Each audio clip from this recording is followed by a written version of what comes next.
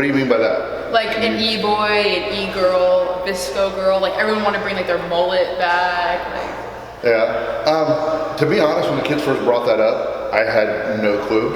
So I consulted, with my ancient self, looked on the interweb, and found kind of looked up what it was because I didn't want to, naked. Yeah. I thought that would be a bad thing. Do you notice a difference between like when you were a kid, like versus now? Like, what are like the different types of like clothing that you see? Okay, so things kind of go in waves. Yeah. And they seem to get more extreme. But like we did have, we had kids that went through the skater phase, and they had, and Vans and Chucks and stuff were a deal. You came to school and you had like 500 Madonnas running around school, and then you had maybe that 50 or so girls that wanted to be Cyndi Lauper. And or then some wanted to be Pat Benatar. But like there was a definite look you could point out, and like basically every guy was just in a polo shirt and jeans, and and their jeans were pegged. Okay. So yeah, you guys tend to be more original, and you definitely have your own cultures. You were the first teacher to say that we are original. I really appreciate that. I'm here with Mr. Simmons, the U.S. history teacher. So what do you know about Gen Z culture? They are the children of Gen X parents. They're pretty much high school students now.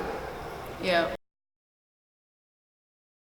I'm sorry, I don't. I saw that on the poster and I didn't know what that meant. It's one of the few times I've looked at a poster and had no idea what they're talking about. So. Oh, are we different from like Gen X and like what you guys would wear back then? Yeah, I would say the clothes today are probably a little more risque. A lot, not really. I did most of my research last night on Instagram. What did you find online? Honestly, so I went to high school in the 90s, and it seems kind of like a repackaging and rebranding of that, but the names are different and the crossovers are a little different, right? So like the e-girl culture is more kind of like skater punk / raver. Like if you cross the two, it would kind of be like that. So what was it back then? Like a punk rock girl? Yeah, like there were different subsets, right? So you had like straight punk rock, and then or like ska subculture, and then you had raver kids, which was more where I was at with like tech vests and visors and big pants and. So what are you today? Candy kid. Too, like kids wanting to bring their mullets back and everyone having their scrunchies. The scrunchies thing is like no joke because I was in middle school while that was a thing, and like scrunchies everywhere. So we brought the scrunchies back. The scrunchies are back. Yes, scrunchies are back. What about the mom jeans? Did we bring those back too? I don't get that. I don't understand it. What do you mean you don't understand? Because you don't like mom jeans? No. What do you mean no? Because they're comfy. You feel the breeze in your legs. Nah, like okay, one, if you've actually had kids, it's not comfortable because they're like pushing on your leg. That's not okay.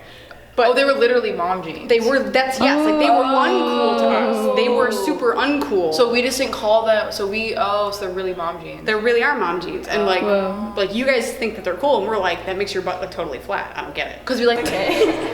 And he is dressing up like an e-boy today? Apparently, yes. Okay. So can you describe to me what kind of like e-girl, e-boy, or like soft girl, soft boy, or visco girl is? My understanding, because I learned about it completely from my homeroom kids, is essentially it's a newer version of what we used to call emo.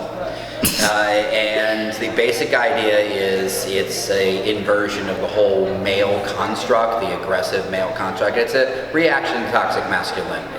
The TikToks, they actually have them dressed as an average person, and then they do that jump, and they do this, and then they end up as a person who's the opposite of it.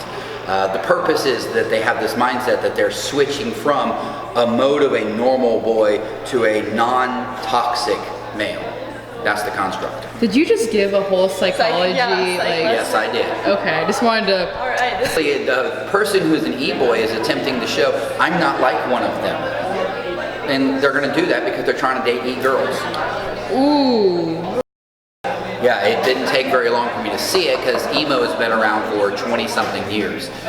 This is just a new version of it. Were you emo back then? Hell, Are you sure? I'm You pretty nailed this confident. outfit pretty accurately. No, that's because the kids in my homeroom gave me a very clear list of what to wear.